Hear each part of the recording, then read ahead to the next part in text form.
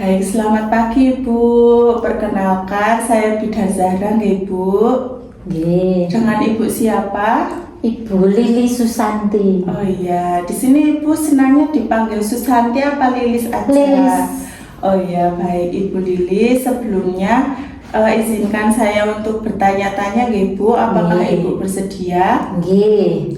Oke, sebelumnya Ibu Lilis sekarang pakai KB atau tidak? Sekarang itu sedang tidak, Bu.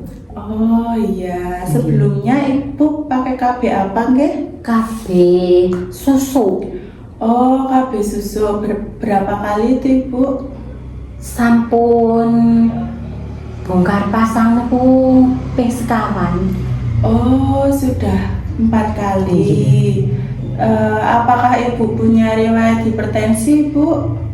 Nggih. Oh iya, terus alasan Ibu sekarang nggak KB itu kenapa?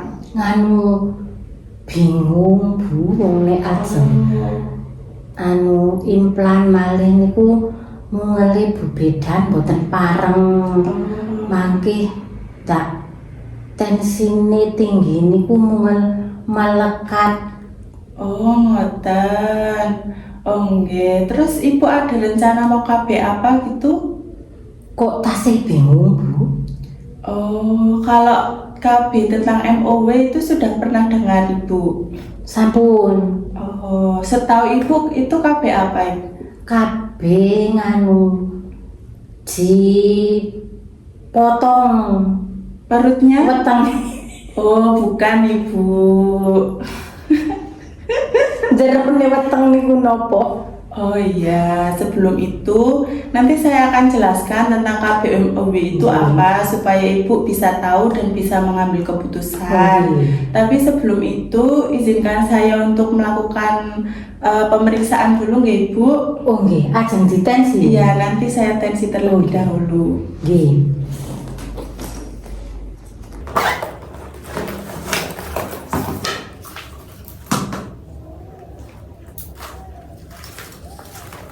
Sini saja. Pergi sini, Bu. Suami ibu kerja apa, Bu? Tanam, Bu. Oh iya. Cuma kena bedak pripun? Oh, mboten napa-napa. Mboten kok.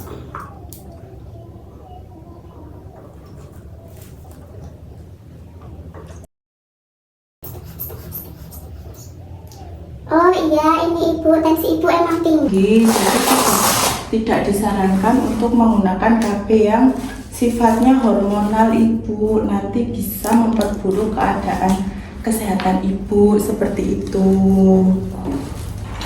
Jadi seperti yang sudah saya sebutkan tadi mengenai kontrasepsi MOW itu seperti ini, Ibu.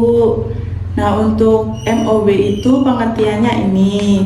MOW adalah prosedur bedah sukarela untuk menghentikan kesuburan dengan menyumbat atau memotong kedua saluran tuba falopi, bukan perutnya yang dipotong. Ya, jadi rahim itu kan gambarnya seperti ini, Bu. Nah, nanti yang dipotong sebelah sininya gitu, atau enggak diikat. Tapi kalau misal mau yang sudah sangat aman itu dipotong saja.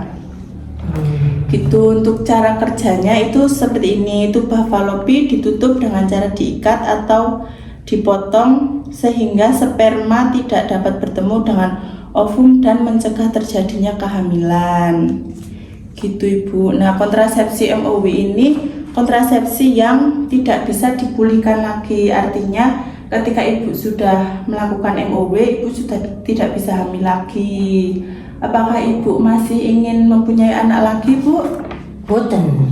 Sudah tidak, sudah yakin? Nggih. Oh iya. Repot, Bu. Oh, repot. Nggih, boten usah mawon. Nggih, petuwo. Oke.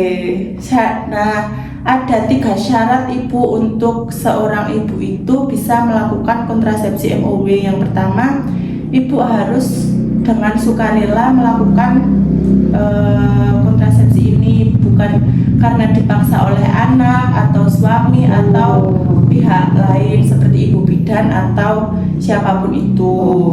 Nah, yang kedua, ada syaratnya dari segi medis si ibunya harus dalam keadaan kondisi sehat dan tidak ada kontraindikasi apapun itu.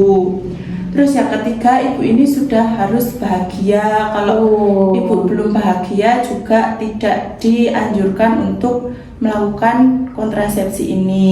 Oh, pun bahagia. Oh, nggih, alhamdulillah nggih. Nah, selanjutnya di sini ada indikasi MOW. Indikasi itu seperti hal yang diperbolehkan untuk melakukan MOW seperti itu, Ibu. Di sini usianya harus lebih dari 26 tahun. Ibu usianya berapa?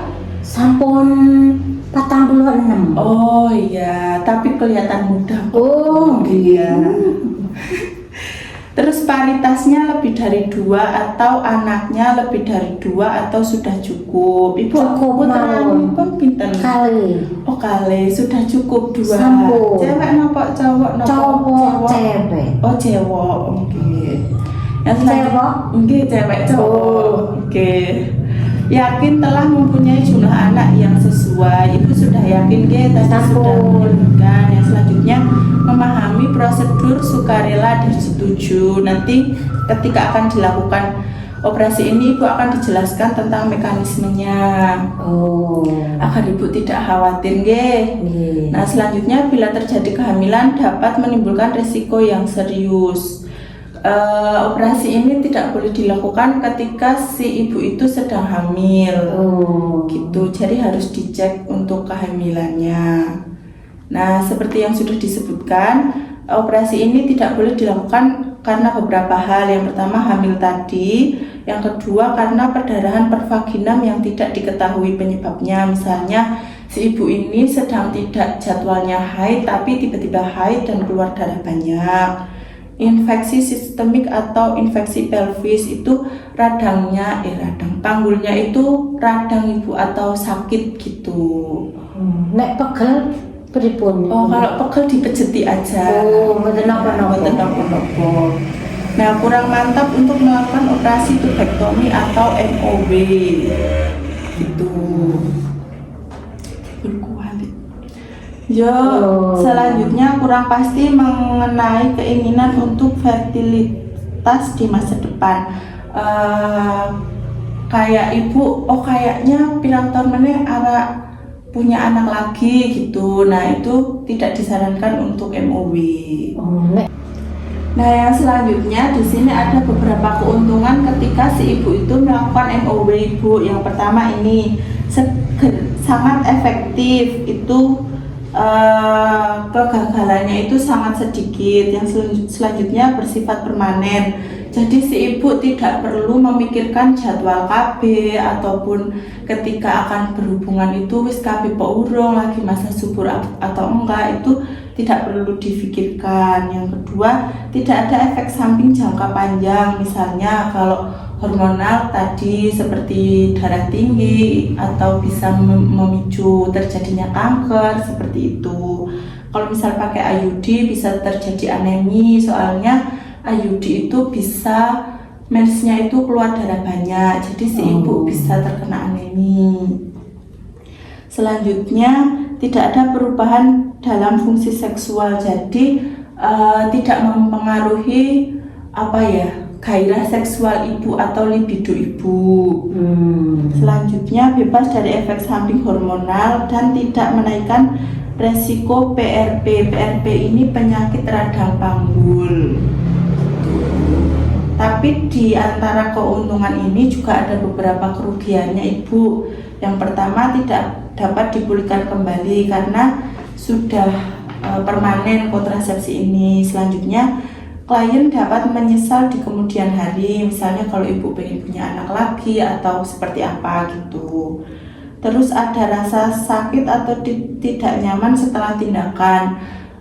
Ini seperti operasi pada umumnya pasti kan ada luka, nah itu pasti ada rasa nyeri atau tidak nyaman sedikit. Selanjutnya harus dilakukan oleh dokter spesialis. Jadi ketika akan dilakukan ini harus dilakukan di rumah sakit ibu, tidak hanya di puskesmas, itu tidak bisa. Dan selanjutnya harus dilakukan oleh selanjutnya tidak melindungi terhadap PMS. PMS ini penyakit menular seksual itu seperti HIV, AIDS itu tidak melindungi. Kalau ingin melindungi dari penyakit itu, ibu ketika akan berhubungan bisa menggunakan kondom seperti itu. Nah, untuk waktu pelaksanaannya itu dilaksanakan ketika ibu dalam siklus haid, selama siklus haid atau hari ke-6 sampai hari ke-13 siklus haid. Di sini sebelum masa subur. Dan selanjutnya atau pasca persalinan dan pasca keguguran, seperti itu ibu. Oke.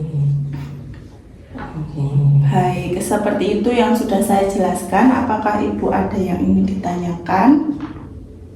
Pun mudeng. Sudah maksud? Iya. Oh ya, kalau ibu sudah mudeng, boleh saya bertanya sedikit ibu? Iya. Tadi kan sudah saya jelaskan tentang keuntungan MOW. Ibu bisa sebutkan lagi?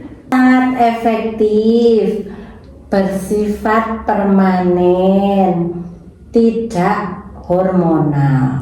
Iya, betul sekali Ibu. Jadi di sini dari yang sudah saya jelaskan tadi, Ibu sudah paham, nggih? Nggih. Baik, untuk keputusan ini tidak buru-buru, nggih Ibu. Ibu Nggih. bisa diskusikan dengan suami atau dengan keluarga terlebih dahulu. Oh, nggih. Nanti kalau sudah punya keputusan bisa menghubungi saya kembali seperti Nggih. Ibu. Saya doakan semoga Ibu sehat selalu, Nggih, amin. lancar selalu nggih, Ibu. Amin. Oke. Nggih. Terima kasih Ibu sudah mau bersedia untuk saya tanya-tanya. Oh, nggih. Boten napa-napa. Oke, terima kasih. Nggih.